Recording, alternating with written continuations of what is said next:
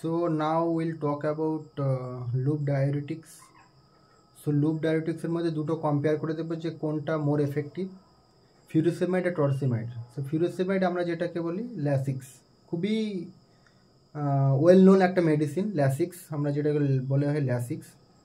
আর টরসিমাইড, এই দুটোই হচ্ছে লুপ ডায়ুরেটিক্স, মানে লুপ অফ হ্যান্ডলিতে এই ডায়ুরেটিক দুটো কাজ করে। সো আমরা দেখবো যে কার পোটেন্সি বেশি আর কার পোটেন্সি কম।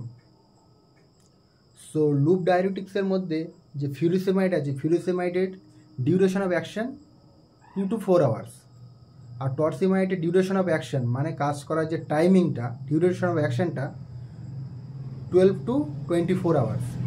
সো ডিউরেশন অফ অ্যাকশন টরসিমাইডে বেশি থাকার জন্য টরসিমাইডের পোটেন্সিটা বেশি হয়। টরসিমাইডের potency as compare to furosemide 2 to 5% more potency is there for torsemide.